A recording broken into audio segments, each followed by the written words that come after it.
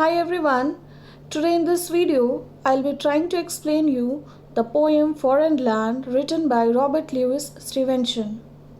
I hope you all must have heard his name because he was a famous novelist, poet as well as travel writer. His famous novel is The Treasure Island, and I think some of you must have read it also. So, in this poem, he is talking about the dreams of a boy, and indirectly, he wants to tell about the various stages of life. So, let us first begin with the first stanza. Up to into the cherry tree, who should climb but little me? I held the trunk with both my hands and looked abroad on foreign lands.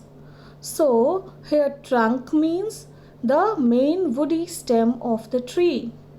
Abroad means in different directions.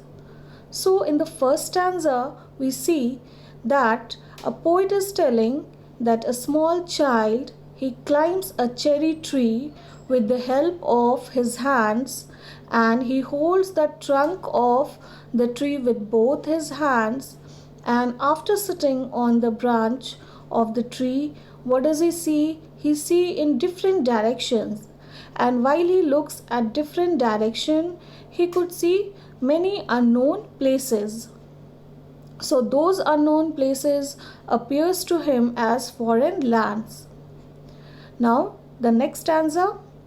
I saw the next door garden lie, adorned with flowers before my eyes, and many pleasant places more that I had never seen before.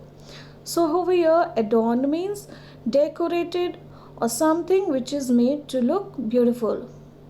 So what he says that after he climbs the tree, he sees the garden in the next door which is decorated with beautiful flowers, and he thinks how is it possible that he has not seen these pleasant places before.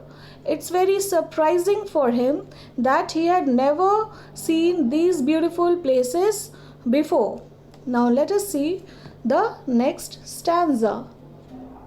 I saw the dimpling river pass and be the sky's blue looking glass. The dusty roads go up and down with people tramping in the town.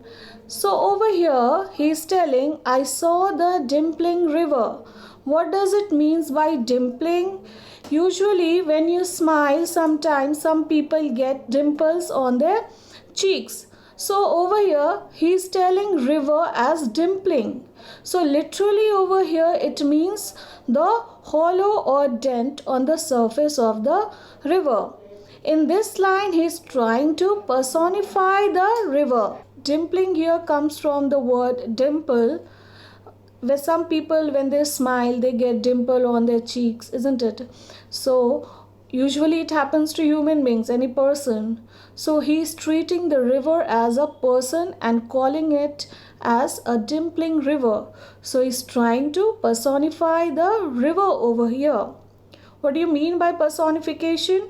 Treating any non-living thing as a person or as a living thing. So what is personification? Treating any non-living thing as a person.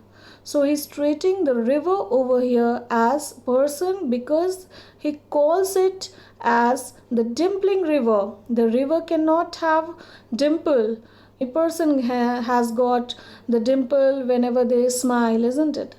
So in the next line he says, and be the sky's blue looking glass.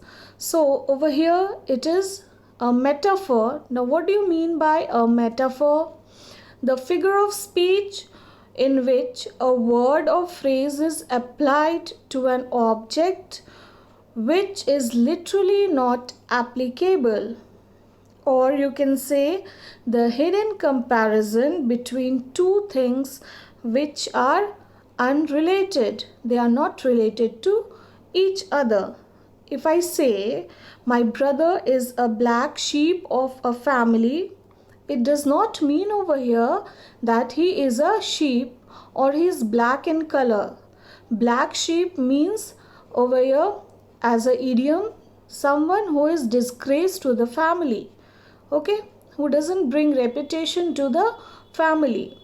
Similarly over here, the hidden meaning in the sky's blue looking glass is, that is, the sky is looking its image in the river, in the surface of the river. So the river is acting as a looking glass for the sky. Understood? The next line. The dusty roads go up and down with people trampling in the town. Now, this line he says that in this line he tries to say that there are many people going up and down and they are walking with heavy sounds because they are carrying heavy loads and the crowd is there. That's why the road is dusty. Next stanza. If I could find a higher tree, farther and farther I should see, to where the grown-up river slips into the sea and among the ships. So, farther over here means at a very distant. Grown up means the river which is matured. When a river is matured and it is about to meet the ocean, it is said to be grown up. Now, the poet is telling that if he gets any other tree which is higher than the cherry tree, the present tree on which he is sitting, then he would have seen that matured river getting mingled. Mingled means to join. Getting joined or getting mingled with the mighty, with the large ocean, where the ships are floating. The last stanza, the poet is telling, to where the roads on either hand lead onward into fairyland, where all the children dine at 5 and the playthings come alive. So dine means to have dinner. So he's telling he would have seen the road which leads to the fairyland, and who are there? Many children are there, and what are they doing? They have just completed their dinner at 5 o'clock only, and they would have played with the playthings, the toys, and those toys, those things which they are playing with, that are all those things have come alive.